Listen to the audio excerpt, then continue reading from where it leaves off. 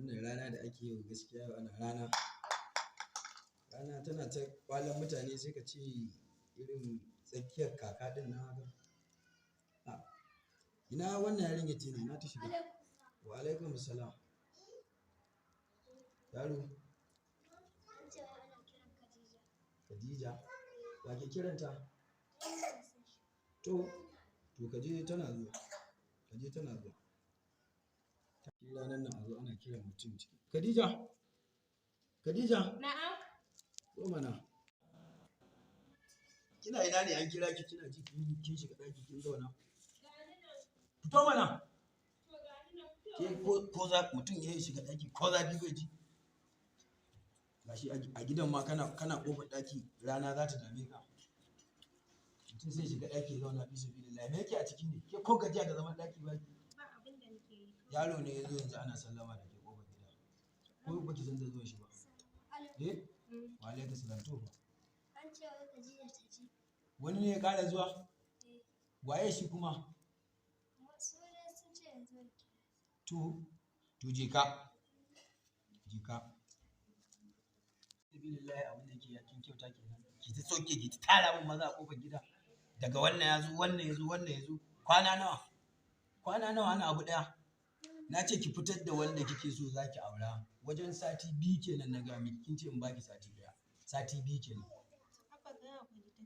Gashi dai ina zaune a gida yaro zuwan shi kuma kowane daban-daban ba ma su bane ba wasu ne suka sake zuwa. Ok baki san da zuwan su ba. To zan fita. Idan ma kin san da zuwan su to in ma baki sani ba dai babu ruwana. Zan fita duk wanda na fara karo da shi zan hada ki da shi. Wallahi duk wanda ne karo da shi saboda na fuskanci baki son ki nema mun mutunci a garin nan fi sabilillahi. Kullun ke ce tara mun samari a kofar gida. Sai ka ce ni kadai ne mai yamace. Sai ka ce ni kadai ne mai yamace a gari fi sabilillahi. To abinda nake so in ga miki ki fita. Wanda kika zaba ciki yanzu nan zan fito in same ki da shi. In kuma baki zaba ba na same su duka duk wanda na ga ya dace da shi zan hada ki. Kina ji na ko? Ki fita wajen ki je ina nan zuwa tashi ki je. Fi sabilillahi ki ta tara mutane samari a kofar gida. Fi sabilillahi yau sai na kawo karshen wannan abu. Maza ki fito ki je ki same su. Ina nan fitowa. Mutum sai ya tara mai maza a kofar gida sai ka ce ni kadai ne mai yamace. Yau sai na kawo karshen abu. Allah dai yau na kawo karshen abu. Ko yanzu ne ya daura aure. Gwarin aura miki shi ki tabbata. Ni ma na wuce.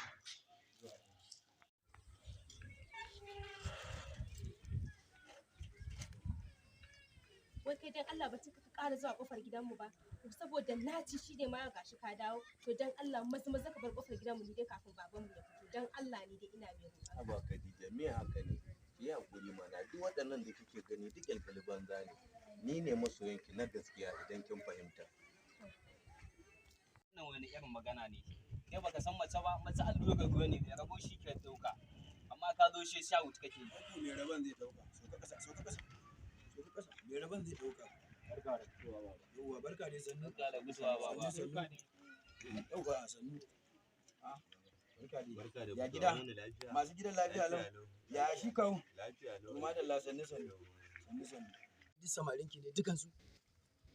Kin ga abin da nake ga miki. Ki zo ki tara min katti a kofar gida. Fi sabilillahi. To cikin su yanzu dama na ga miki. Idan na fito zan tsaya a gaban su ki zabi wanda yake so. Dan haka ki nuna min wanda yake so jikin su. Mun mutum daya a cikin waɗannan baki ɗaya duk wanda yake so shi zan aura miki. Ki zabi mutum daya. Ai dama na ga miki. Wannan shi kike so zaki aura kina ganin mutum gashi kamar bishiyar mahaukaciya shi zaki kawo miki ce shi zaki aura to dama na ga miki na riga na gama yanke hukunci wannan ba zan aura miki wannan ba galirwanu dan gidan kawuna shi zan aura miki dama abinda na shawarta a raina kenan lurwani shine mijinki daga yau dan haka da Allah samari ayi hakuri a ƙara gaba a je wani wajen zo ki wuce ki je gida lurwani abinda nake so da kai daga yau sai za ka auri Khadija. Yauwa. Lurwani abin da nake so da kai. In Allah ya da yau zan zo wajen kawo. Ba ki san shi? To sai dai ki bar gidan amma yana aura miki Lurwani ka gaya mai zan zo. Za a sa rana. Ka je ka gaya mai ka ce ina gaishe shi. Ni kuma barin shiga za mu daidaice da ita. Kakka damu. Za ta biyu. Ka gaya ina gaida shi.